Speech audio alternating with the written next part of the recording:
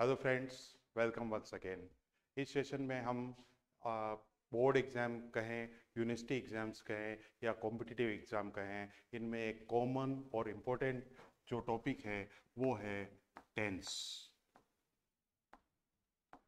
Friends, इस session में हम किस तरह से टेंस पर आने वाले क्वेश्चंस को एक टेक्निक के माध्यम से और जिसको हम कहते हैं कीवर्ड्स के माध्यम से, जो एडवर्ब कीवर्ड की होती है, उस शब्द को समझ के हम कैसे उस सही उत्तर तक पहुंच सकते हैं, इस विधि, इस टेक्निक का अध्ययन हम इस सेशन में करने जा रहे हैं। फ्रेंड्स, इसकी जो शुरुआत जो करते हैं हम इसकी एग्जाम्पल से कर रहे हैं। देखिए फ्रेंड्स, ये कुछ एग्जाम्पल लिखे हैं मैंने और इसमें इसी तरह से एग्जाम में आते हैं। जैसे बोर्ड एग्जाम में आते हैं, यूनिवर्सिटी एग्जाम में आते हैं, तो उसका पैटर्न ये होता है कि उसमें कभी कभी इसमें मल्टीपल चॉइस आपको दे दी जाती है, लेकिन आपका जो उत्तर जो है वो उसका वही तरीका है जो जिस तरीके से, जिस विधि से, जिस टेक्निक से हम यहाँ पर स्टडी करने जा रहे हैं, हम यहाँ अध्ययन करने जा रहे हैं। सबसे पहला जो एग्जाम्पल है, इसमें हमें ये देखना है किस तरह से हमें सही उत्तर तक पहुंचना है। उसके लिए हम क्या कर रहे हैं उसको आपको नोट डाउन करना है और उसके बाद में हम आगे बढ़ेंगे। The prime minister address the people on the television yesterday. अब इसमें जो कीवर्ड है फ्रेंड्स, उसको मैं यहाँ पर अंडरलाइन करता जा रहा हूँ। इस कीवर्ड को हमें ध्यान रखना है। ये एडवर्ब है, एडवर्ब ऑफ टाइम है, यानी इस ग्रामेटिकल टर्म पे नहीं जाएं आप, इस ग्रामर की जो तकनीक पे नहीं जाएं, तो आप सीधा से यूँ समझ लीजिए कि ये जो शब्द है उसको हम कह रहे हैं कीवर्ड। जिन शब्दों को मैं अंडरलाइन करूंगा वो ही आपको बताएंगे कि किस तरह से हम करेक्ट उत्तर तक, सही उत्तर तक पहुंच सकते हैं।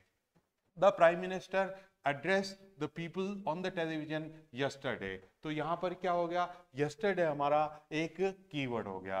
The date of examination has been declared, so the students prepare for it these days.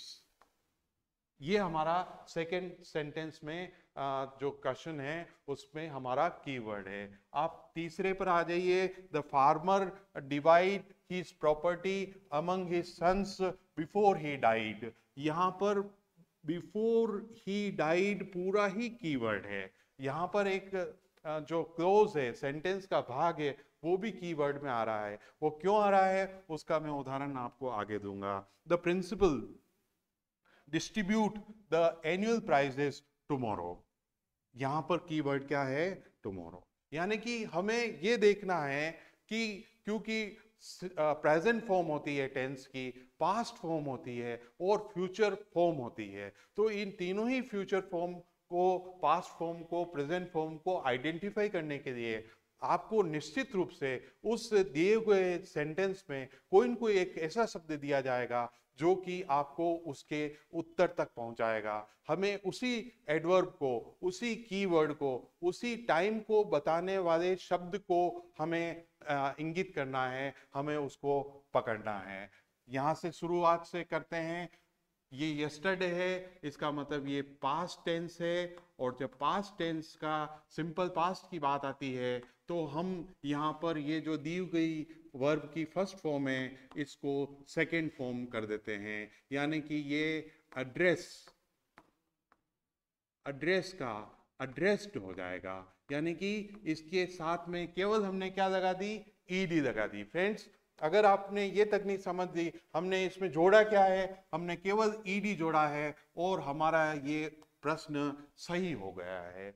दूसरे प्रश्न पर आते हैं। The date of examination has been declared, so यहां तक कोई भी कीवर्ड नहीं है, लेकिन इससे ये मालूम चल रहा है कि हैज आ रहा है, तो ये टेंस जो है प्रेजेंट टेंस में सेंटेंस चल रहा है। सो इसलिए द स्टूडेंट्स, जो स्टूडेंट्स है वो तैयारी कर रहे हैं फॉर इट दीज डेज, इन दिनों। इसका मतलब इन दिनों, क्योंकि परीक्षा की डेट घोषित हो चुकी है, इसलिए विद्यार्थी जो है वो परीक्षा की तैयारी कर रहे हैं। इस कारण से यहाँ पर ये जो टेंस है वो प्रेजेंट कंटिन्यूस है, और इसमें प्रेजेंट कंटिन्यूस होने के कारण आर प्रेपरिंग इसमें जो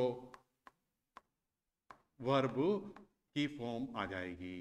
तीसरे सेंटेंस में देखते हैं कि the farmer divide his property among his son before he died. Before के बाद यदि एक तरफ सब्जेक्ट और वर्ब की सेकेंड फॉर्म होती है तो आप निश्चित मानिए कि उसकी दूसरी तरफ हेड और वर्ब की थर्ड फॉर्म हो जाएगी। यानी कि ये आप देखिए डिवाइडेड, आपने क्या किया, इस बिफोर को देखा, सब्जेक्ट और वर्ब की सेकेंड फॉर्म को देखा, और आपने क्या लगा दिया, हेड लगा दिया, और इस वर्ब की जो फर्स्ट फॉर्म है उसको हमने बदलकर वर्ब की थर्ड फॉर्म में बदल दिया। The principal distribute the annual prizes tomorrow. ये एक तरह से इसके उत्तर जो संभावित उत्तर है वो द प्रिंसिपल इज, ये फ्यूचर फॉर्म है। ये फ्यूचर में टेंस नहीं कहते हैं, अंग्रेजी में फ्यूचर को इंग्लिश में टेंस नहीं कहा जाता है, क्योंकि अंग्रेजी में फ्यूचर को अभिव्यक्त करने के लिए कोई एक माध्यम नहीं है, एक फॉर्म नहीं है, इसलिए अनेक फॉर्म है जिसमें प्रेजेंट फॉर्म का भी इस्तेमाल किया जाता है। तो प्रिंसिपल इज डिस्ट्रीब्यूटिंग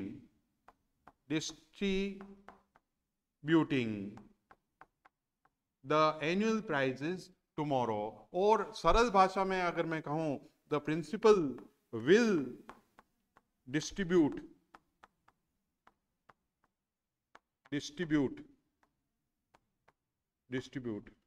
आप ये जो लोअर क्लासेस में अगर ये प्रश्न आता तो विल डिस्ट्रीब्यूट भी आप लिखेंगे, सही लिखे, सही माना जाएगा। लेकिन अगर हायर क्लासेस में यूनिवर्सिटी लेवल पे अगर ये प्रश्न आता है तो वहां पर इस डिस्ट्रीब्यूटिंग सही रहेगा, क्योंकि ये प्लान्ड एक्शन है, ऐसा एक्शन है, ऐसा कार्य है जो योजनाबद्ध है और उसको प्रेजेंट कंटिन्यूस में कहा जाता है। तो इस तरह से हमने यहाँ पर केवल हमने ये समझने की कोशिश की है कि किस तरह से वो कीवर्ड जो है वो हम उसके सहायता से हम एक टेंस के जो प्रश्न हैं उसके सही उत्तर तक पहुंच सकते हैं। तो हमें यहाँ क्या ध्यान देना है, हमें उस दी हुई एडवर्ब या जिसको हम सरल भाषा में क्या कह रहे हैं, कीवर्ड, ऐसा वर्ड जो हमें ये बताएगा कि ये कौन सा टेंस है, उस कीवर्ड से हम उसके करेक्ट आंसर, करेक्ट टेंस तक पहुंचेंगे और उसके बाद में हम उसके करेक्ट टेंस तक पहुंच के हम उसके करेक्ट आंसर तक पहुंचेंगे। तो हमें इस सेशन में हम अध्ययन करने जा रहे हैं इन सभी कीवर्ड्स को, इन सभी एडवर्ब्स को, जो कि हमें करेक्ट टेंस की तरफ ले जाएगी और हमें करेक्ट आंसर की तरफ ले जाएगी। So friends, we are beginning with it. शुरुआत करते हैं हम सबसे पहले टेंस की। मैं पहले आपको इस सेशन में मैं आपको वो सारे कीवर्ड बताऊंगा जिनको देखकर आपको ये निर्धारित करना है कि ये कौन सा टेंस है और इसके साथ वर्ब की कौन सी फॉर्म आएगी। और आपको ये नहीं हो पाए आपके से कि ये टेंस कौन सा है, कोई बात नहीं, आप तो ये ध्यान रखिए कि ये एडवर्ब है, ये कीवर्ड है, तो वहां पर मुझे ये कार्य करना है। बिल्कुल ग्रामर नहीं है, आप इसमें टेक्निकली जो किसी प्रश्न को हम हल करते हैं उस हिसाब से मैं चल रहा हूं। मैं उस टेंस को ग्रामर की अलग अलग कठिन शब्दों से मैं उसको और कठिन नहीं बनाने जा रहा हूं। आप सीधा सा यूं समझिए कि यहां पर मैं कीवर्ड लिख रहा हूं जो कि आपको याद करने हैं। शुरुआत करते हैं हम। यदि मैं थोड़ा इसको और डार्क कर देता हूं ताकि आपको दिखने में आसानी हो जाए। यदि keyword always, often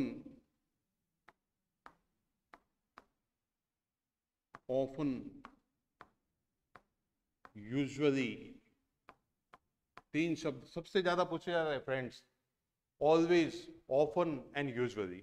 always, often and usually, ये 3 शब्द इस टेल्स में सबसे ज्यादा पूछे जाते हैं। उसके अलावा डेली, उसके अलावा एवरीडे, उसके अलावा इसके अतिरिक्त ये जो 5 शब्द, 5 एडवर्ब्स, 5 कीवर्ड्स लिखे हैं, ये सबसे ज्यादा पूछे जाते हैं किसी भी इस तरह के वाक्यों में। इसके अलावा भी कुछ शब्द हैं जो इसको आप मान सकते हैं ये 1 नंबर पर है, यानी कि ये तो हमें याद करनी ही है, ये तो हमें याद हो जाने चाहिए। Always, often, usually, always, often, usually, always, often, usually, always, often, usually, फिर डेली, एवरीडे। फिर उसके साथ में दूसरे नंबर पर आता है sometimes, sometimes, generally,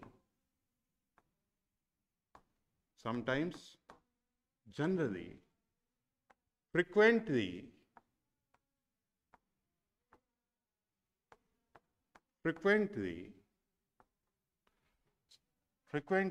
generally, sometimes, generally, frequently, regularly,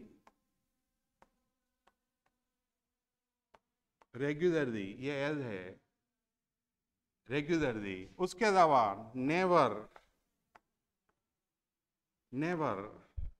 seldom,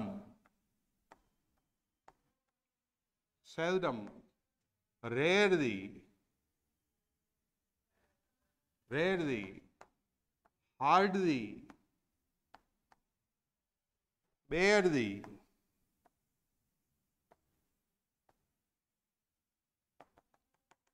इससे बहुत कम, इसके बाद बहुत कम बचते हैं, लेकिन उसकी संभावना कभी खत्म नहीं होती है। 2 तरह के सेंटेंस बताए हैं मैंने, 2 तरह के एडवर्ब्स बताए हैं, कीवर्ड्स बताए हैं। इसको मैंने 2 भागों में इसलिए डिवाइड किया है कि ये जो पहला भाग है इसको तो याद करना है ही है। इन 5 में से जनरली आपके क्वेश्चन पुटअप हो जाते हैं, लेकिन उसके अलावा भी ये जो समटाइम्स है, जनरली है, फ्रिक्वेंटली है, रेगुलरली है, ये सारे इनके अर्थ भी मैं बताता जाता हूं।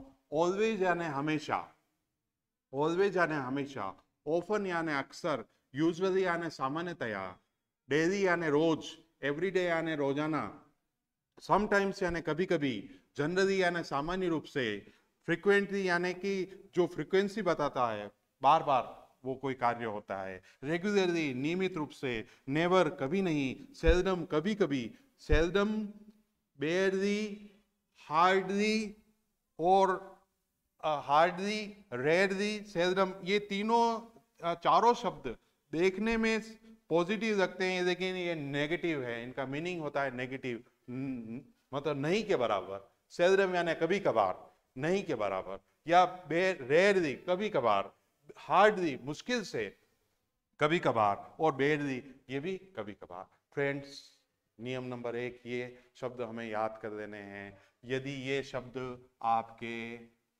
उसमें आ रहे हैं, वाक्य में यदि ये शब्द दिया गया है, हमें क्या करना है? यदि ये शब्द दिया गया है और दिया हुआ सब्जेक्ट आई और बहुवचन है, प्लूरल है, आई और बहुवचन है, तो हमें इसके साथ में जो ब्रैकेट में वर्ब की जो दे रखी है फर्स्ट फॉर्म, उसको हमें यूं की यूं उठा के जो रिक्त स्थान है उसमें भर देना है। यदि सब्जेक्ट आई दे रखा है और प्लूरल दे रखा है, प्लूरल यानी बहुवचन, बहुवचन यानी you, they, students, boys, girls, ये अगर बहुवचन दे रखे हैं तो वहां निश्चित रूप से जो दी हुई वर्ब है उसी को हमें वहां पर रिक्त स्थान में भर देना है। लेकिन यदि इसके अतिरिक्त कोई भी एक वचन दिया गया है, कोई भी सिंगुलर दिया गया है, सिंगुलर यानी कि एक वचन, तो जो हमें वर्ब दे रखी है, वर्ब की फर्स्ट फॉर्म, उसको हमें जो रिक्त स्थान दिया हुआ है उसमें वो वर्ब लिख देनी है, लेकिन उसके साथ में वर्ब के साथ में एस और ईएस इसमें जोड़ दिया जाएगा।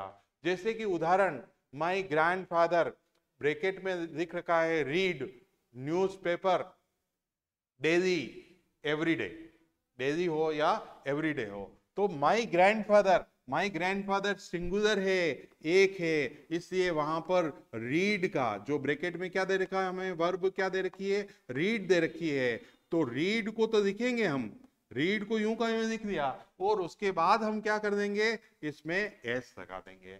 मेरे ख्याल से कोई बहुत कठिन कंसेप्ट नहीं है, और ये जो पहली जो चीज जो मैं बताने जा रहा हूँ, आपको समझाने जा रहा हूँ, ये अच्छी तरह से आपको समझ में आ गई है और आ गई होगी। और यदि नहीं आई है तो इसको यहीं पर रोककर एक बार वापस से इसको, इस पूरे वीडियो को एक बार वापस देखिए, क्योंकि अगर एक कंसेप्ट आपको समझ में आ गया कि कैसे क्या क्या चीज को पकड़ना है, कैसे हम उस चीज तक जा रहे हैं, उस उत्तर तक जा रहे हैं, उसके बाद हमें समस्या नहीं होगी। चलिए हम इसके बाद में आगे बढ़ते हैं। यहां पर ये मैं बता रहा हूं, ये जो टेंस है वो सिंपल प्रेजेंट है। अगर ये याद रह जाए बहुत अच्छी बात है, नहीं रह जाए कि ये सर हमें याद नहीं रहेगा कि ये कौन सा टेंस है, तो कोई बात नहीं। हम आगे बढ़ रहे हैं, गोइंग अहेड। ये एक भाग हो गया। अब हम आगे बढ़ रहे हैं, इस पे हम देख रहे हैं कि इसके बाद में जो सेकेंड टेंस आता है वो प्रेजेंट कंटिन्यूअस की बात करेंगे। उसकी फॉर्म की बात पहले अभी मैं नहीं कर रहा हूं, पहले मैं उन कीवर्ड्स को आपके सामने लिखने जा रहा हूं जो इस टेंस की, इस फॉर्म की विशेषता होती है। यहां पर यह है कि प्रेजेंट कंटिन्यूअस का क्या अर्थ होता है, कार्य वर्तमान में जारी है। तो यहां पर मिलने वाले सारे के सारे एडवर्ब्स, सारे के सारे जो कीवर्ड्स हैं वो ये बताएंगे कि कार्य अभी इस समय इस मोमेंट पर जारी है। जैसे at present, presently, at present, presently, in the present time, in the present time, now, nowadays,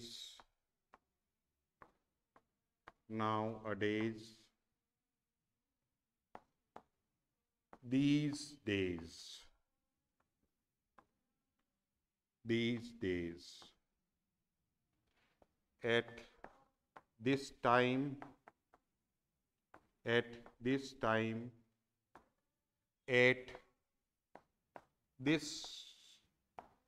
moment,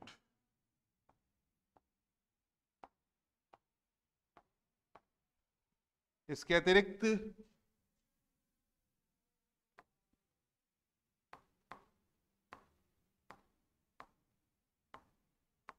probably, possibly,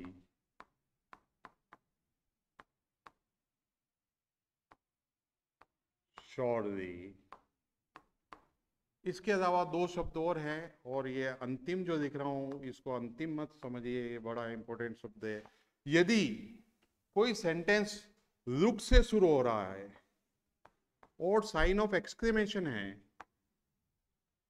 look a bus is coming, look a man is standing there, तो यहां पर इसके आगे आने वाला जो सेंटेंस है वो हमेशा प्रेजेंट कंटिन्यूअस में आएगा।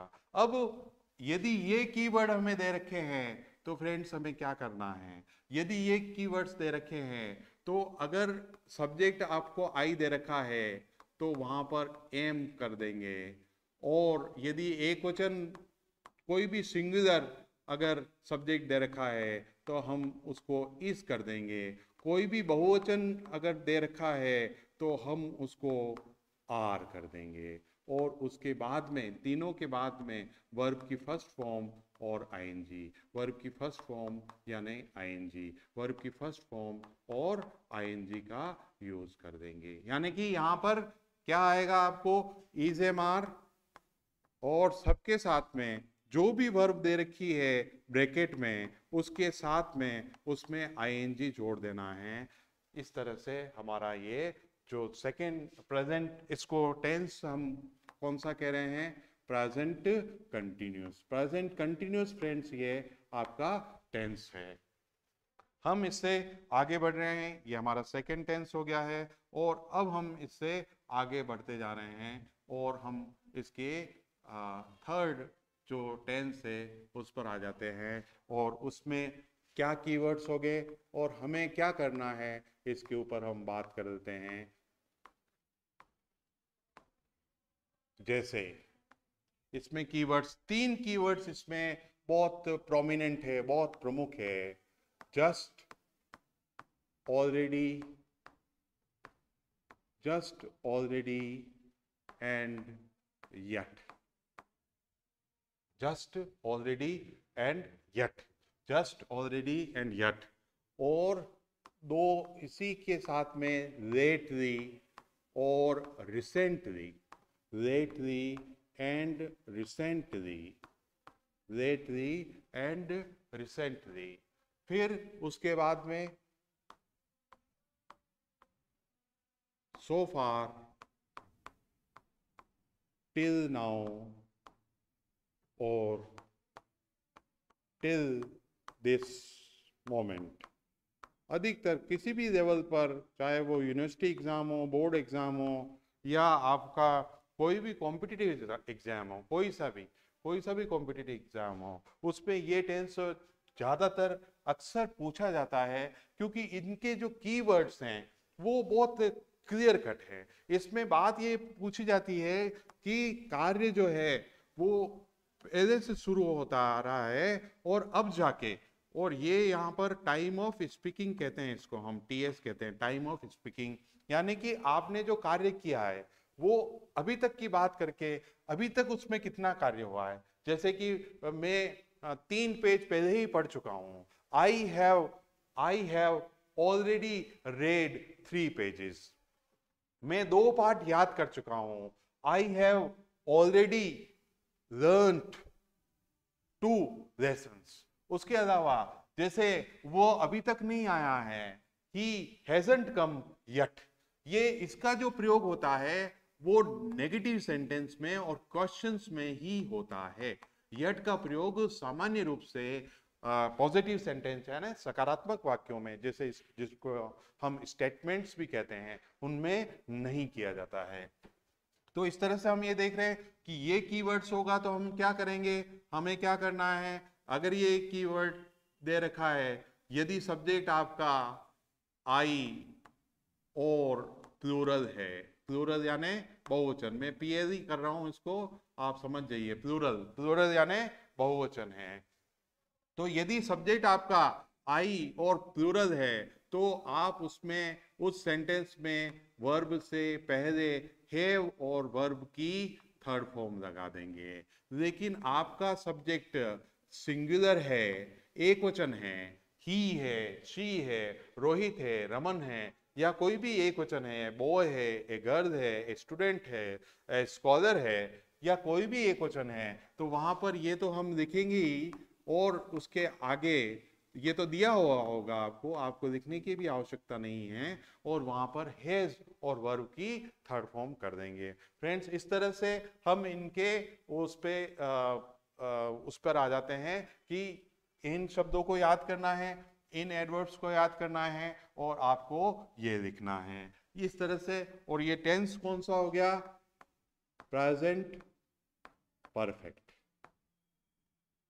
लेकिन ये पास्ट नहीं है फ्रेंड्स, ध्यान रखें, क्योंकि जैसे ही कार्य समाप्त होता है उसको बोला जा रहा है। यहाँ पर बोलने में और कार्य के करने में ज़्यादा गैप नहीं है। अगर ये गैप हो जाता है, अगर यहाँ मैं कार्य कर रहा हूँ और यहाँ मेरा टीएस है, यानी कि टाइम ऑफ स्पीकिंग है, यानी कि मेरा कहने का समय है, मैंने यहाँ कार्य किया और मैं यहाँ कह रहा हूं, इसमें अगर गैप हो जाता है तो ये प्रेजेंट परफेक्ट से क्या बन जाता है, पास्ट बन जाता है। लेकिन गैप नहीं है इन दोनों में, तो ये क्या है, ये प्रेजेंट परफेक्ट है। ये बेसिकली प्रेजेंट परफेक्ट और पास्ट में फर्क होता है। दूसरा फर्क ये होता है इसमें, ज्यादा इसको मैं डिटेल में नहीं कहूंगा, कि एक तो यदि गैप हो जाए कार्य के करने में और कार्य के कहने में, गैप हो जाए तो ये पास्ट हो जाता है। दूसरा एक तरीका और है इसको पास्ट बनाने का या पास्ट को पहचानने का, कि दिए हुए वाक्य में कोई भी पास्ट का समय दे रखा हो, चाहे वो 5 मिनट पहले ही क्यों नहीं दे रखा हो, वो कभी प्रेजेंट परफेक्ट में नहीं आएगा, वो हमेशा पास्ट में गिना जाएगा। जैसे आपको दे रखा है कि आई सी, ब्रैकेट में सी, एस डबल ई, सी यानी देखा, आई सी हिम, आई सी हिम, और 5 मिनट्स एगो, 5 मिनट पहले मैंने उसको देखा, तो ये यहां पर प्रेजेंट परफेक्ट नहीं होके क्या हो जाएगा, प्रेजेंट सिंपल पास्ट हो जाएगा, और यहाँ सी की जगह पर वर्ब क्या आ जाएगी, सो आ जाएगी, जो कि वर्ब की सेकेंड फॉर्म है।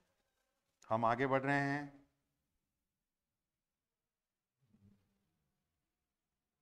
Yes, nice.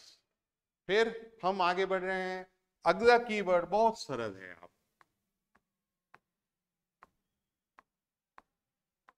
कीवर्ड में यदि सेंटेंस के अंत में सिंस और फॉर दे रखा हो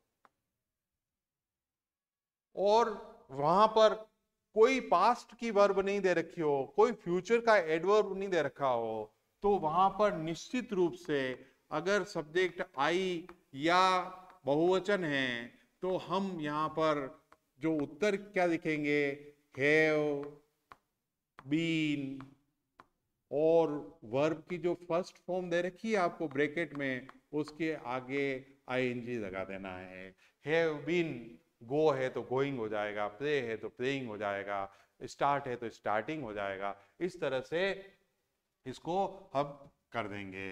यदि ये सब्जेक्ट जो है एक वचन हो तो हम क्या कर देंगे, उसमें हैज बीन और उसके साथ में जो वर्ब दी हुई है उसको हम आईएनजी फॉर्म में कन्वर्ट कर देंगे। इस तरह से हमने यहाँ पर 4 तरह के टेंस प्रेजेंट के हमने इसमें देख लिए हैं। इनकी कीवर्ड्स याद कर लीजिए और इस पे क्या वर्ब आएगी वो आप याद कर लीजिए, और इसको आप आसान बना दीजिए अपने याद करने के मेथड के द्वारा। आगे बढ़ रहा हूँ मैं बिना किसी भूमिका के। हम गोइंग अहेड, और हम इसमें पहुंच रहे हैं हम अब पास्ट के सेंटेंसेस पर। पास्ट के सेंटेंसेस पर कीवर्ड्स। पास्ट में सबसे पहले हम बात कर रहे हैं सिंपल पास्ट की। सिंपल पास्ट के कीवर्ड्स क्या होते हैं? सिंपल पास्ट के कीवर्ड्स है यस्टरडे, यानी कि बीते हुए दिन की बात, बीते हुए समय की बात यहां पर होगी। उसमें यस्टरडे, यस्टरडे ना यानी बीता हुआ कल। फिर लास्ट, लास्ट मंथ,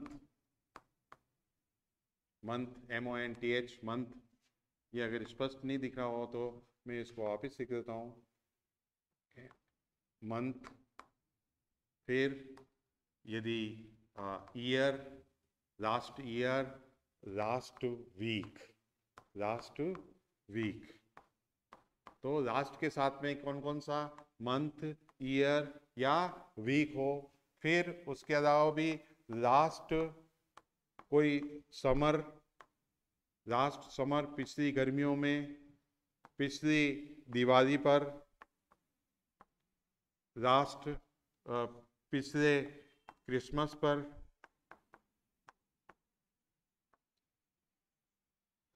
पिछले क्रिसमस पर। इस तरह से ये कोई पास्ट का कोई वर्ड होना चाहिए। उसी तरह से आप इधर देखें, यहाँ पर क्या हो जाएगा, यहाँ पर ये है यही है। उसके अलावा इन 2020 बीत गया है, तो ये अगर दे रखा हो इस तरह से, इन जनवरी, जो बोलते समय आपको ध्यान है कि ये महीना बीत चुका है। और इस तरह से एक और कीवर्ड महत्वपूर्ण है, एगो या लॉन्ग एगो, लॉन्ग एगो या 10 मिनट्स एगो, 10 मिनट्स एगो। फ्रेंड्स, इस तरह से यदि कोई क्वेश्चन पूछा जाता है तो आपको यहाँ पर कौन सा टेंस आएगा उसके बारे में हम बात करते हैं। ये जो बात हो रही है, ये यदि कोई ये कीवर्ड दे रखे हों तो उसको क्या माना जाएगा कि ये सिंपल पास्ट है। और ये सिंपल पास्ट है तो हमें जो रिक्त स्थान दे रखा है और ब्रैकेट में वर्ब की हमेशा क्या कौन सी फॉर्म दी जाती है, फर्स्ट फॉर्म दी जाती है। तो यहाँ पर उसको देखकर हम सेकेंड फॉर्म कर देते हैं। जो वर्ब की यहाँ फर्स्ट फॉर्म दे रखी है उसको आप सेकेंड फॉर्म बना लीजिए, आपका उत्तर सही हो जाता है। लेकिन इसमें एक बात और मैं आपके साथ में इसमें जोड़ना चाहता हूँ, ये कीवर्ड रहेंगे आपके, ये कीवर्ड रहेंगे। हमने देखा है कि ये कीवर्ड, सारे जो कीवर्ड हमने याद कर दिए, अगर ये कीवर्ड है लेकिन उसके साथ में एग्जामिनर ने बहुत सारी बार अगर ये कीवर्ड आपको दिख गया है यहाँ पर और यहाँ पर वर्ब की फर्स्ट फॉर्म है, तो हम उसको क्या चेंज कर देंगे, वर्ब की सेकेंड फॉर्म में बदल देंगे। लेकिन फ्रेंड्स, इसमें यहाँ पर एक चीज और जोड़ना चाहता हूँ, कभी कभी एग्जामिनर एक बेसिक चीज को पूछने के लिए उसमें क्या कर देते हैं, वो उसमें यहाँ या तो इस ब्रैकेट के अंदर या ब्रैकेट के बाहर नोट कर देते हैं, नोट और वर्ब की फर्स्ट फॉर्म दे रखी है। ये कभी कभी एग्जामिनर इसको यहाँ पर भी सेंटेंस में भी कहीं सेट कर सकते हैं या इसके ब्रैकेट के अंदर भी सेंटेंस को ब्रैकेट में भी सेट कर सकते हैं। उस कंडीशन में जब सेंटेंस में ये कीवर्ड तो हो लेकिन नॉट आया हुआ हो, उस कंडीशन में हम क्या करेंगे, उसका एक बिल्कुल भी एग्जामिनर कभी कभी आपको चेंज करने के लिए या उस प्रश्न की गहराई को पूछने के लिए कि आपको थोड़ा नॉलेज है या नहीं है, उसको पूरा ज्ञान है या नहीं है, उसको पूछने के लिए क्या लगाते हैं, नॉट और वर्ब की फर्स्ट फॉर्म लगाते हैं। तो ये कीवर्ड हो, जैसे कि मैंने बताया आपको, ये कीवर्ड हो, सारे के सारे कीवर्ड हो ये, और उसके अलावा नोट और वर्ब की फर्स्ट फॉर्म दे रखी हो, तो हम क्या करेंगे, हम ये करेंगे कि यहां पर डिड नॉट आ जाएगा।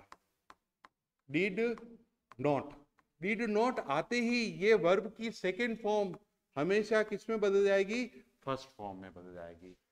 जैसे कि अगर नॉट नहीं दे रखा है और ये कीवर्ड है, जैसे मैं इसका उदाहरण ही बनाता हूं, आई सी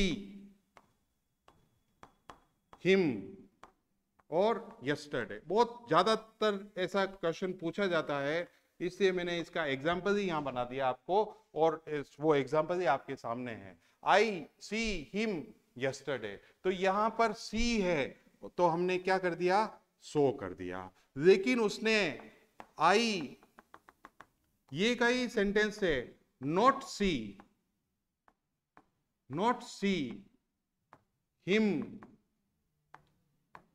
यस्टरडे, तो इसका आंसर बिल्कुल ही बदल गया है। इसका आंसर क्या हो जाएगा, डिड नॉट, और वर्ब की फर्स्ट फॉर्म क्या होती है, सी है, ये सी है, ये सी लिख लिया। बिल्कुल आपके ये जैसे गणित में हम सूत्र लगा के उस प्रश्न को करते हैं, वैसे का वैसा मैथमेटिक्स के रूल यहाँ पर लागू होते हैं, लैंग्वेज होते हुए भी, और उसमें कोई आपको समस्या या कोई एम्बिग्विटी इसमें नहीं है कि इसके दो उत्तर बनेंगे या ये होगा या नहीं होगा, इस पे आपको विचार करने की जरूरत नहीं है। ये हमने अभी तक देखा, वो सिंपल पास्ट देखा। अब हम जैसे ही पास्ट कंटिन्यूस की तरफ आते हैं, वहां से थोड़ा पैटर्न इसका पूछने का बदल जाता है। पैटर्न किस ढंग से बदल जाता है ये मैं आपको बता देता हूं। यहाँ पर पैटर्न यूं बदल जाता है कि अभी तक हम कीवर्ड्स देखकर एक या दो शब्द या एक फ्रेज को देख के, शब्दों के समूह को देख के हम उत्तर ढूंढ रहे थे। अब हमें शब्दों के समूह को नहीं, जैसे एक वाक्य दे रखा है यहां पर इस तरह से, लेकिन इस वाक्य के दो भाग हैं, ये इसका उपवाक्य है, ये उसका उपवाक्य है, और यहां पर हो सकता है कोमा दी होती है बहुत सारी बार कोमा नहीं दी होती है, लेकिन फुल स्टॉप यही लग रहा है, यानी कि ये पूरा एक सेंटेंस है और ये वाक्य के उपवाक्य हैं, यानी कि उसके क्लोज हैं, अंग्रेजी में उसको कहते हैं क्लोज। ये एक उपवाक्य है, ये एक उपवाक्य है। अब उसके आगे दो तीन सेंटेंसेस में हम इसी तरह से उन शब्दों को और उन उत्तर को ढूंढने की कोशिश करेंगे। अब ये देखिए कि ये किस तरह से इसको करना है। ये दो क्लोज के माध्यम से, दो उपवाक्य के माध्यम से इसको करेंगे। पास्ट कंटिन्यूअस में क्या होता है, पास्ट कंटिन्यूअस में कोई कार्य उस समय जारी था जब कोई दूसरा कार्य हुआ। जैसे इसका उदाहरण मैं आपको देता हूं, ये किससे शुरू होता है, एक तो होता है वेन क्लॉज से, वेन क्लॉज, और दूसरा एक होता है वाइल क्लॉज से, जिसका हम आगे अध्ययन करेंगे। वेन क्लॉज के बाद में सब्जेक्ट और वर्ब की सेकंड फॉर्म आएगी, और उसके दूसरे भाग में वॉज, सब्जेक्ट तो हो गई, वॉज और वर्ब की फर्स्ट फॉर्म और आईएनजी का प्रयोग किया जाएगा। जैसे मैं एक उदाहरण दे रहा हूं और उसके साथ में उसको एक प्रश्न भी बना रहा हूं, दोनों बातें एक ही सेंटेंस में मैं करने की कोशिश कर रहा हूं। When I reached his home he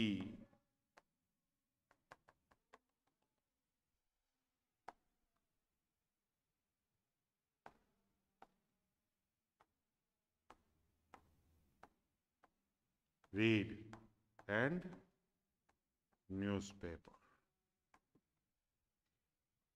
यहां देखिए ये पैटर्न आपका ये है, आपका यूं मान लीजिए फॉर्मूला आपका ये है, जब एक काम हुआ उस समय दूसरा कार्य जारी था। मैं जब कॉलेज पहुंचा, मैं जब क्लास में पहुंचा, सर पढ़ा रहे थे, प्रोफेसर सर पढ़ा रहे थे, तो when I got there, got, get की सेकेंड फॉर्म गॉट, गॉट का मतलब भी पहुंचने से होता है। When I reached my class, professor sir was teaching, मैं जब पहुंचा उस समय वो कार्य चल रहा था। जब मैं मैदान पे पहुंचा बच्चे खेल रहे थे। जब मैं घर पहुंचा माता जी खाना बना रही थी। तो यानी कि एक कार्य हुआ उस समय पर, उस एक दूसरा कार्य जब हुआ वो चल रहा था, हो रहा था। तो यहां पर व्हेन आई रीच्ड ये सेकेंड फॉर्म हो गई, ये आपका उत्तर हो गया। अब इसी से प्रश्न बन गया कि when I reached his home he was, एक वचन है इससे वॉज आ जाएगा, और रीड का क्या हो जाएगा, रीड का रीडिंग हो जाएगा, रीड का आपकी ये क्या हो जाएगा, रीडिंग हो जाएगा।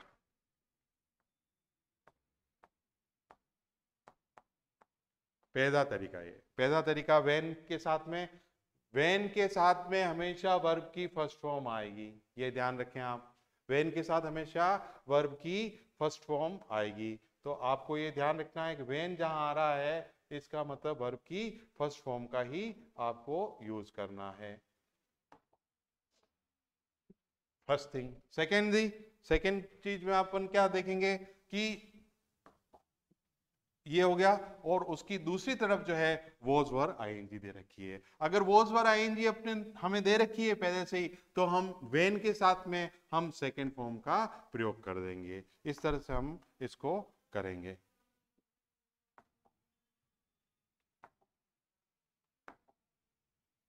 Got it? यस। फिर हम दूसरा जो कीवर्ड है इसका, उसकी तरफ हम बढ़ते हैं। वो कीवर्ड क्या है? That keyword is while.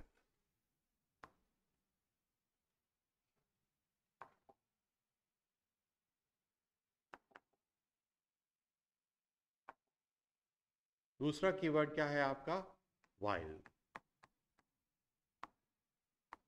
यदि वाइल है तो यहां पर क्या होगा? वाइल अगर हमारा कीवर्ड है,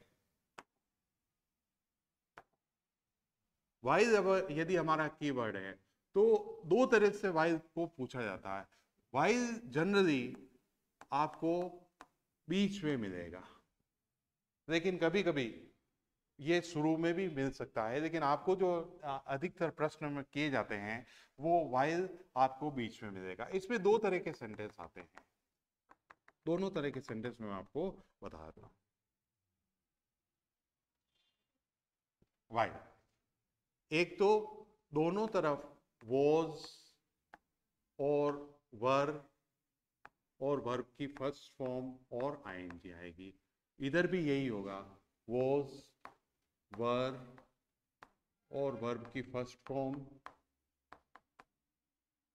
आईएनजी का प्रयोग होगा। अब ये किस तरफ का सेंटेंस है? ये उस समय प्रयोग किया जाता है जब दो कार्य साइमल्टेनियसली हो रहे हैं, एक ही समय में हो रहे हैं। जैसे आई वॉज रीडिंग न्यूज़पेपर। मैं न्यूज़पेपर पढ़ रहा था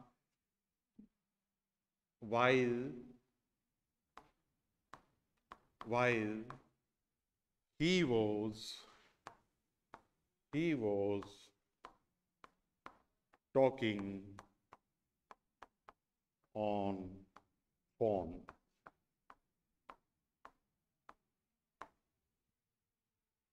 He was talking on phone। अब देखिए फ्रेंड्स, ये while आया बीच में, मैं ये कार्य कर रहा था उसी समय वो मेरा जो मित्र है वो ये कार्य कर रहा था। तो दोनों में जो वर्ब आई है वॉज वर आईएनजी आई है, वॉज वर आईएनजी आई है। ये एक एग्जांपल हमने देखा है, ये एग्जांपल हमने देखा है। उसी तरह से वाइल का दूसरा प्रयोग भी होता है जिसमें एक तरफ वर्ब की सेकेंड फॉर्म होती है और दूसरी तरफ वॉज वर और आईएनजी होती है। ये किस तरह से होता है ये भी मैं बताता हूं आपको। वर्ब की फर्स्ट फॉर्म और आईएनजी होती है, ठीक है। सेकेंड फॉर्म, इधर सेकेंड फॉर्म और इधर वॉज वर और आईएनजी। अब ये किस तरह से सेंटेंस है कि आई सो a bag on the road while I was crossing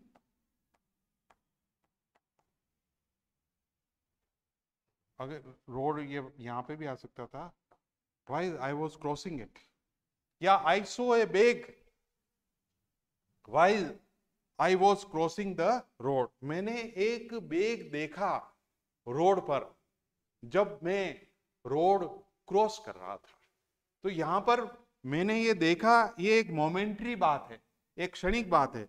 आपकी रोड को क्रॉस करने की इतनी लंबी अवधि है, उस समय कहीं बीच में आपने वो उसको एक बेग को देखा, तो ये एक मोमेंट्री चीज हो गई। तो यहाँ पर एक तरफ वर्ब की सेकेंड फॉर्म आएगी, दूसरी तरफ वॉज वर आईएनजी फॉर्म आएगी। तो यहाँ पर हमने पास्ट कंटिन्यूअस वॉज और वर और आईएनजी, वर्ब की फर्स्ट फॉर्म के साथ में आईएनजी का प्रयोग होता है। यहाँ पर ये बात मैं बताना आपको आवश्यक समझूंगा कि एक वचन के साथ में वॉज का प्रयोग होगा और बहुवचन के साथ में वर का प्रयोग होगा।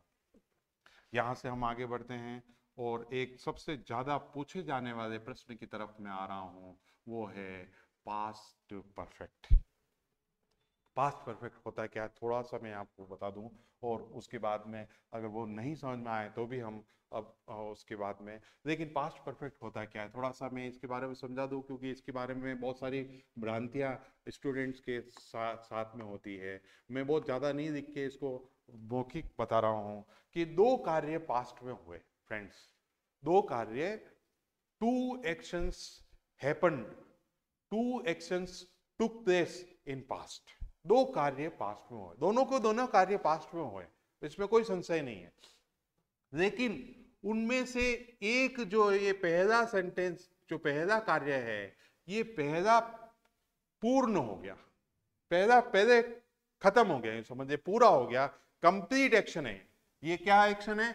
ये फर्स्ट एक्शन है, ये कंप्लीट एक्शन है, यानी कि ये कार्य पूरा हो गया।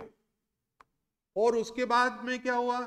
ये दूसरा वाक्य हुआ, टुक प्लेस। तो पहला एक्शन क्या है? पहला एक्शन फ्रेंड्स कंप्लीट है, और दूसरा एक्शन उसके बाद हुआ। पहला एक्शन जो कंप्लीट है वो हेड और वर्ब की थर्ड फॉर्म में आता है, यही पास्ट परफेक्ट है। और दूसरा सेंटेंस इसमें वर्ब की सेकेंड फॉर्म में आता है। जो कंप्लीट एक्शन है वो हेड और वर्ब की थर्ड फॉर्म है, और जो उसके बाद में हुआ एक्शन वो वर्ब की सेकेंड फॉर्म है। अब इसको हम एक उदाहरण के द्वारा समझे, और फिर इसके मैं आपको उदाहरण बता दूंगा। जैसे बहुत सरल वाक्य दे रहा हूं जो आपको समझ में आ जाए। When I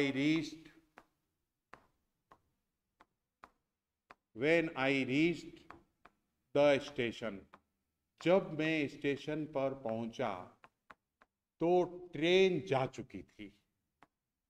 जब मैं स्टेशन पर पहुंचा तो ट्रेन जा चुकी थी। ट्रेन का जाना पहले हुआ है, पहले वो एक्शन कंप्लीट हो गया है, उसके बाद आप वहां पहुंचे हैं। इसी को जब when I reached the station, the train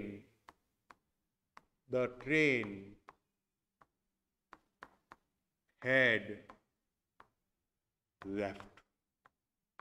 The train had left. When I reached the station, the train had left. When I reached the station, the train had left. तो जब when के साथ हमेशा when के साथ हमेशा verb की second form आएगी, ये ध्यान रहे आपको। और उसके बाद दूसरी तरफ जो है हेड और वर्ब की थर्ड फॉर्म का प्रयोग किया जाता है। दूसरे बहुत सारे sentences, when he came my home, जब वो मेरे घर आया, मैं अपना कार्य पूरा कर चुका था, मैं अपना कार्य पहले पूरा कर चुका था, पहले मेरा एक्शन कंप्लीट था, उसके बाद वो मेरे घर आया। When he came my home, I had completed my work. I had completed my work. ये एक तरह से सेंटेंस हो गया। अब इसके मैं इसमें नियम पर आ रहा हूं, ये सेंटेंस सुन लीजिए। और एक बात आप ये कहेंगे कि साहब एक प्रश्न भी आपके दिमाग में उठ रहा होगा कि क्या सर ये वेन जो है वो हमेशा पहले ही आता है क्या? नहीं, ये आवश्यक नहीं है कि वेन पहले आएगा, लेकिन ये पूरा का पूरा क्लोज है स्टेशन तक, वेन से लगाकर स्टेशन तक एक क्लोज है। अगर आप इस भाग को पहले करना चाहते हैं तो क्या हो जाएगा? The train had left, the train had left, उसके बाद में when I reached the station. मेरे कहने का तात्पर्य है अगर ये शिफ्ट होगा बाद में तो ये केवल वेन शिफ्ट नहीं होगा, ये पूरा का पूरा क्लोज बाद में चला जाएगा, और ये पूरा का पूरा क्लोज यानी कि वाक्य का भाग ये पहले आ जाएगा, और इस तरह से वो सेंटेंस भी करेक्ट माना जाएगा। अब मैं आ रहा हूं आपके एक महत्वपूर्ण बिंदु की तरफ। वो बिंदु क्या है कि यहां पर मैं 3 वेन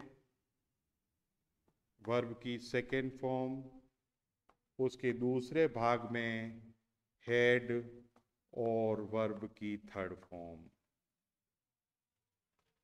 आहिस्ता से बिल्कुल समझिए। अगर ये वेन इधर होगा तो वेन के साथ में सेकेंड फॉर्म इधर शिफ्ट हो जाएगी, लेकिन आपको ये ध्यान रखना है कि वेन चाहे पहले आए बाद में आए, वेन के साथ हमेशा आपको वर्ब की सेकेंड फॉर्म लगानी है। वेन के बाद में हमेशा, वेन के साथ में, वेन के बाद में हमेशा सेकेंड फॉर्म ऑफ वर्ब का प्रयोग किया जाएगा, ये आपको याद रखना है। और दूसरे भाग में, दूसरे क्लोज में हेड और वर्ब की थर्ड फॉर्म का प्रयोग किया जाएगा।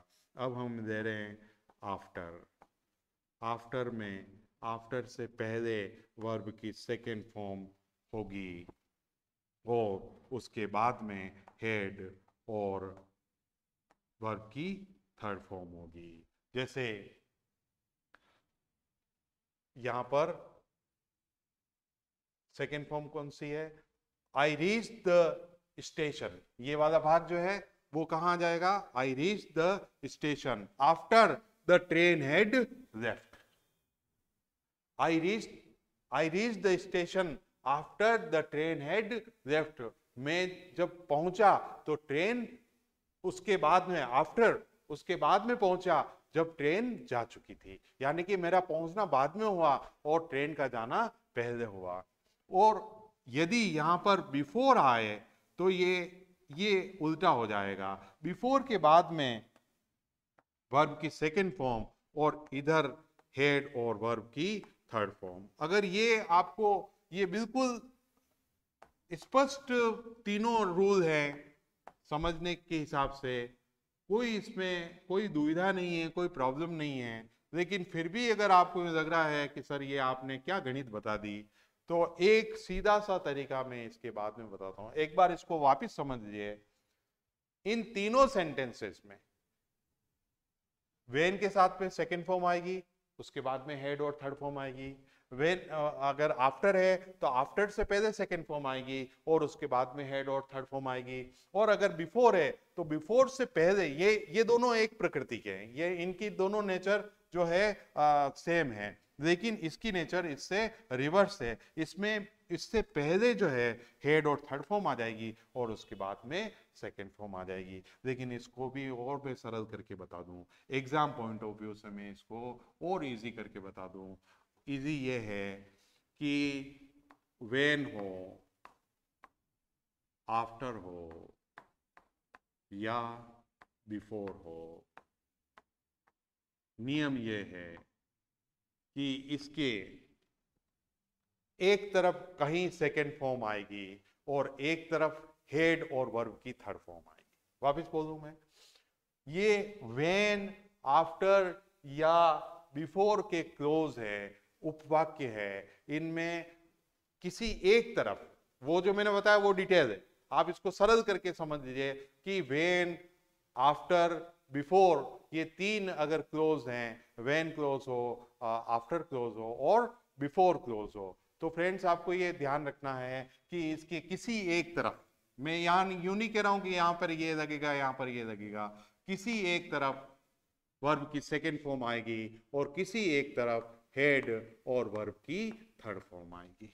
और ये समझना आपके लिए पर्याप्त है, क्योंकि इससे आप दो तीन तरह के सेंटेंसेस भी हम इस क्लासरूम में भी करेंगे या सेशन में भी करेंगे, और आप वहां पर भी जब आप खुद प्रैक्टिस करें और मेरी नहीं माने और कोई सी भी एक्सरसाइज उठा के देखें ये रूल वहां पर लागू होते हैं या नहीं होते हैं, और क्या हम इनको आसानी से कर पा रहे हैं नहीं कर पा रहे हैं। थोड़ी सी प्रैक्टिस, 10, 20, 30, 40 सेंटेंसेस तक आप पहुंचेंगे और वो कोई ज्यादा समय नहीं लगता है। 10-15 मिनट में आप वो एक्सरसाइज मौखिक रूप से भी कर सकते हैं और इस तरह से ये आपके अगला जो भाग हो जाता है। अब मैं आगे बढ़ रहा हूँ, पास्ट परफेक्ट कंटिन्यूस की तरफ आ रहा हूँ। यदि कीवर्ड आपका सिंस,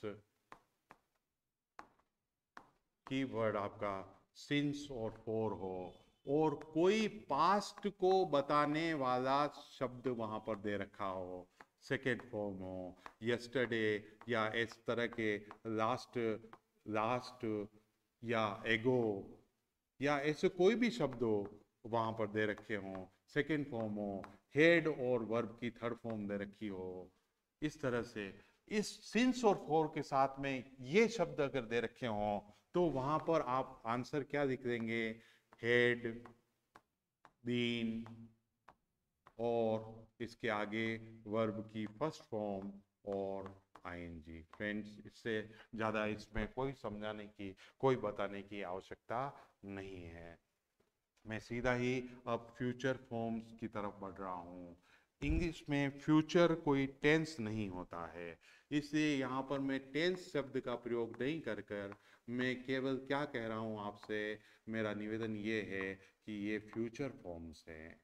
फ्रेंड्स, फ्यूचर फॉर्म्स क्या होती है, और हम इसका फ्यूचर को अंग्रेजी में टेंस इस वजह से नहीं कहा जाता है क्योंकि फ्यूचर को अंग्रेजी में फ्यूचर को कहने के बहुत सारे तरीके हैं। जैसे मैं जैसे कोई एक नया कार्य शुरू करने जा रहा हूँ, नया बिजनेस शुरू करने जा रहा हूँ, तो मैं उसको अलग अलग ढंग से कह सकता हूँ।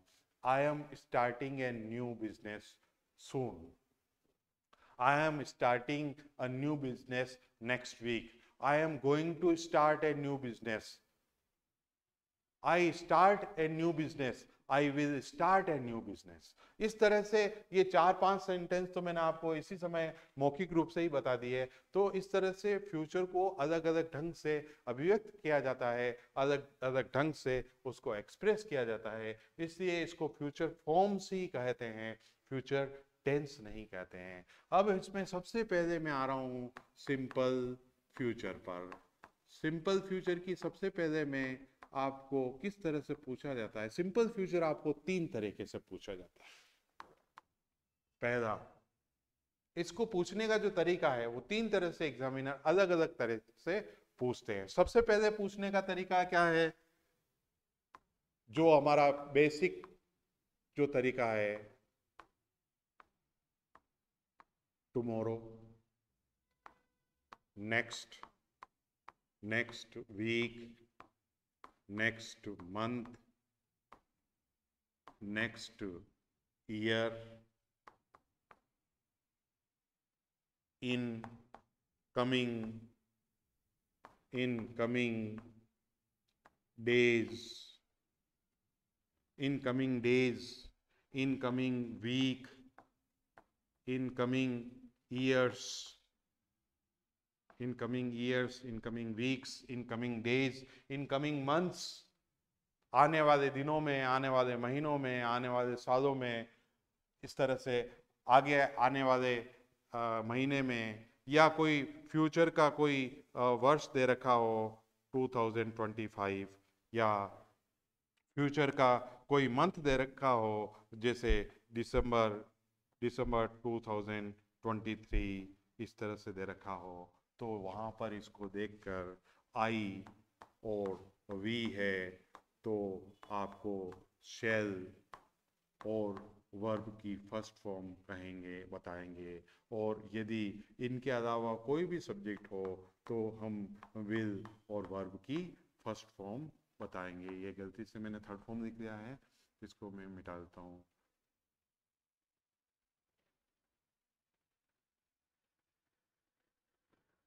ये जो है ये थर्ड फॉर्म नहीं होके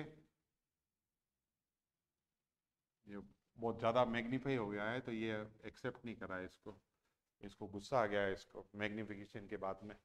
तो यहाँ पर ये अगर वर्ड्स दे रखे हों तो हम आई और वी हो तो शेल और वर्ब की फर्स्ट फॉर्म लगा देंगे, और इनके अलावा कोई भी शब्द हो तो वहां पर विल और वर्ब की फर्स्ट फॉर्म लगा देते हैं।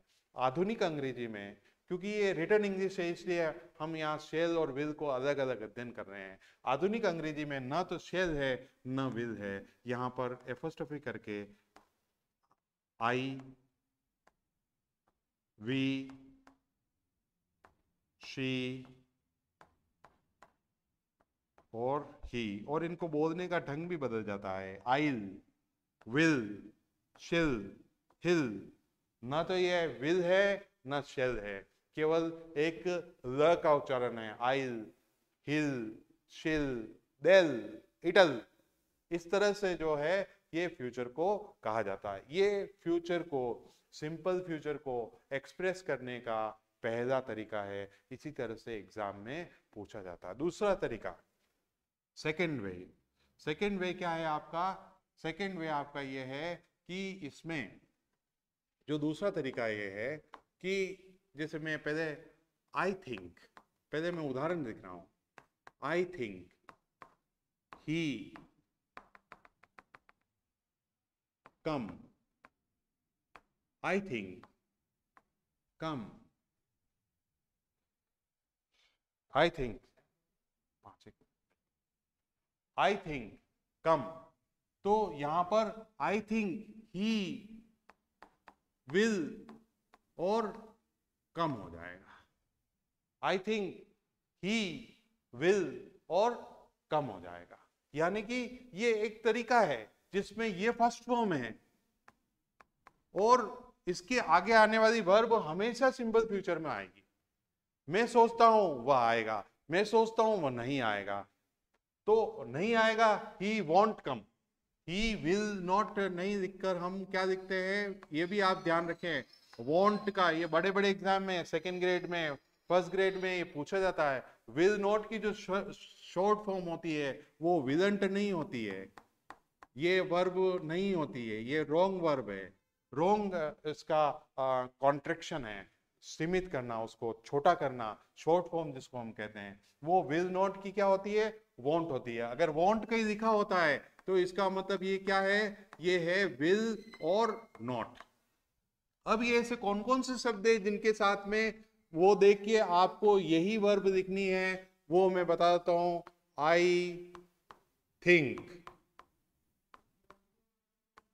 आई feel, I believe, I expect, I guess. उसके अलावा यहां पर ये अगर वर्ब है तो हम क्या करेंगे, इसकी तरह यहां पर सब जगह ही विल कम, यानी कि विल और वर्ब की फर्स्ट फॉर्म ही दी जाएगी। ये वर्ब बदल सकती है लेकिन आपका विल यहां पर नहीं बदलेगा। तो इस तरह से, उसी तरह से इसके साथ में दो शब्द और आते हैं इन शब्दों के अतिरिक्त, I think, feel, believe, expect, guess, और एक शब्द और लिख लीजिए इसमें, wonder, I wonder he will come, इस तरह से। उसके अलावा I am sure, I am sure, I am sure, and I am certain, I am sure, I am certain, यानी कि मुझे निश्चित है, मुझे पक्का विश्वास है। इस तरह की जो वर्ब आती है, इस तरह के जो सेंटेंस आते हैं, उसके बाद भी विल का यूज होगा। ये आपका हमने सिंपल फ्यूचर आपको करा दिया है। इसमें दो तरीके बता दिए मैंने। एक तीसरा तरीका और है जिसमें इसको पॉपुलरली पूछा जाता है, वो है व्हेन। तीसरा तरीका, यदि व्हेन के साथ में वर्ब की फर्स्ट फॉर्म या एस और ईएस हो तो उसके दूसरी तरफ विल या शेल और वर्ब की फर्स्ट फॉर्म का प्रयोग किया जाएगा।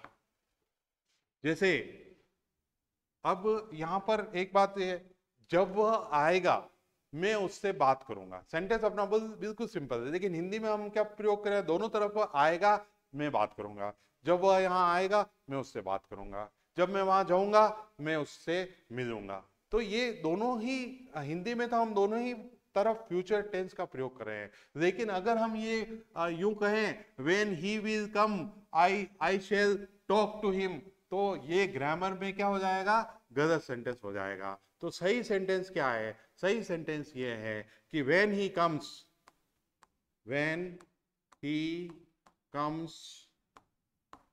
I shall talk to him. Talk to him. When he comes, I shall talk to him. तो इस तरह से यहाँ पर इस तरह से ये सेंटेंस आपका बन जाता है। एक इसी में एक सेंटेंस और आप देख लीजिए, वो व्हेन क्लोज वाला नहीं है, लेकिन इसी तरह से इस सेंटेंस को कंडीशनल कहते हैं, इफ से शुरू होने वाले सेंटेंस जिसमें कोई शर्त होती है। इफ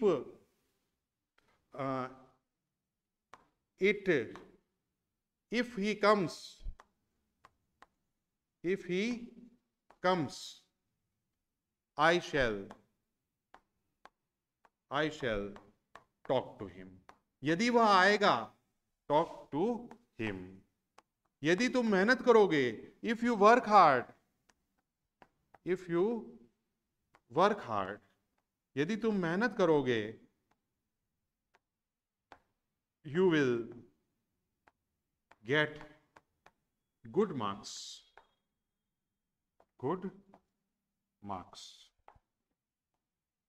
इस तरह से आपका ये तीसरा तरह का सेंटेंस हो जाता है। अब आता है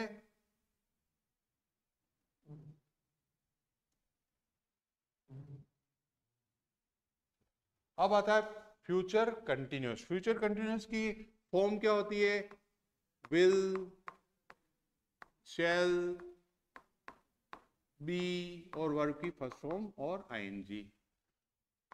एट दिस टाइम टुमारो, इस समय कल, या तो एक ऐसे एक्शन में कि इस समय कल ऐसा हो रहा होगा तो हम इसका प्रयोग करते हैं। एक जगह और करते हैं कि ऐसे रूटीन कार्य जो होते रहते हैं, आप ही विल बी कमिंग, अरे वो आता होगा, वो रोज है, उसके आने का यही समय है, तो उसमें भी फ्यूचर टेंस का प्रयोग करते हैं। लेकिन इस टेंस पे मैं ज्यादा ध्यान इसके अतिरिक्त नहीं दूंगा, क्योंकि ये बहुत कम पूछा जाता है। आगे आने वाले दो बहुत सरल सेंटेंसेस हैं और उसको पहचानना भी बहुत आसान है, उसके साथ में प्रश्न भी बहुत ज्यादा बनते हैं। वो शुरू होते हैं बाई से। अगले दोनों tenses, bye the time he comes, जब तक वो आएगा। लेकिन आप ये ध्यान दें कि यहां पर ये सिंपल प्रेजेंट है, यानी कि फ्यूचर का मीनिंग दे रहा है, लेकिन वर्ब कौन सी है? प्रेजेंट है। Bye the time he comes, by the times he comes ये हो, या बाय द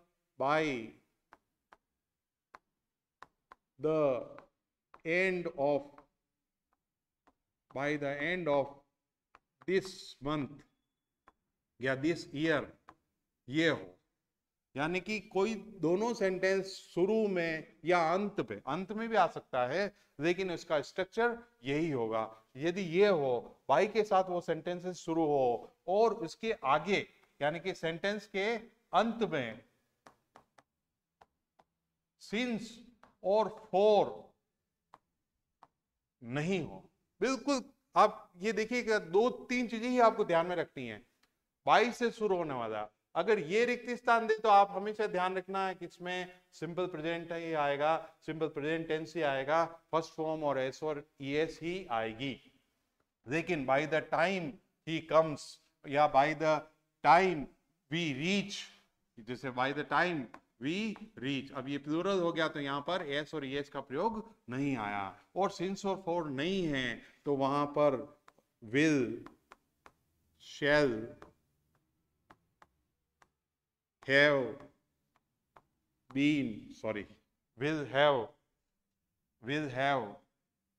और वर्ब की थर्ड फॉर्म का प्रयोग करेंगे। बहुत सरल है। देखिए, बाई का प्रयोग हो और सिंस और नहीं हो तो विल हैव थर्ड फॉर्म का यूज करेंगे।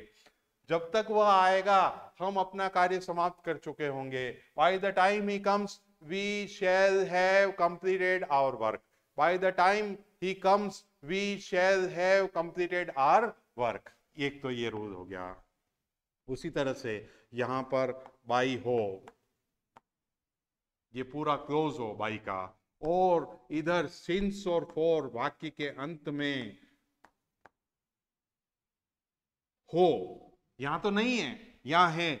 अगर ये बाई का प्रयोग हो और ये भी है तो वहां पर हम विल, शैल हैव, बीन और वर्ब की फर्स्ट फॉर्म के साथ में आईएनजी का प्रयोग कर देंगे। ये इस तरह से हम यहाँ पर बिल्कुल सिंपल सेंटेंस है। देखिए, बाई का प्रयोग हो, सिंस और फॉर नहीं हो तो will, shall, have third form का प्रयोग किया जाएगा। बाई का प्रयोग हो और सिंस और फॉर भी हो तो हैव बीन वाली फॉर्म आ जाएगी, विल हैव बीन आईएनजी, और शैल हैव बीन वर्ब की फर्स्ट फॉर्म और आईएनजी। इस तरह से हमने जो बेसिक टेंसेस के जो कीवर्ड से जो रूल बनते हैं, जिन शब्दों से, जिन एडवर्ब से, जिन क्लोजेस से, जिन when clause, after clause, before clause, इन इफ क्लोज, इन क्लोजेस के माध्यम से या एडवर्ब के माध्यम से जो भी कीवर्ड या जो फ्रेजेस बनते हैं, क्लोजेस बनते हैं, उनके माध्यम से हम किस प्रकार एक सही उत्तर तक पहुंच सकते हैं, उसको हमने इस सेशन में बताने का प्रयास किया है। अब इसके बाद में आपकी जिम्मेदारी होती है कि आप इसको, इस वीडियो को वापस देखें और इन सारे इनको नोट्स के रूप में लिख दें, याद कर दें और फिर आ जाए अभ्यास के साथ। मेरे साथ भी और अपने स्वयं के साथ भी अभ्यास करेंगे। ये सारे के सारे रूल्स आपको क्लियर हो जाएंगे और आपको ये लगेगा कि बहुत बड़े मार्क्स का, क्योंकि टेंस बहुत ज़्यादा नंबर के पूछे जाते हैं चाहे कोई सा भी एग्जाम हो, तो बहुत ग्रामर का एक बहुत बड़ा पार्ट हमने बहुत कम समय में कवर कर दिया। इसके ऊपर अगर आप किताबों में और इस तरह से जो स्टैंडर्ड बुक्स में अगर जाएंगे तो 50-60 पेज और 100 पेज का मटेरियल भी आपको मिल सकता है, और उसी को मैंने शॉर्ट और एब्रिज फॉर्म में यहाँ आपके सामने लाने का एक छोटा सा प्रयास किया है। इसी के साथ हम इस सेशन को समाप्त करते हैं। Learn English with Shakti Singh sir के यूट्यूब चैनल पर एक बार पुनः आपको बहुत बहुत धन्यवाद, और इसी के साथ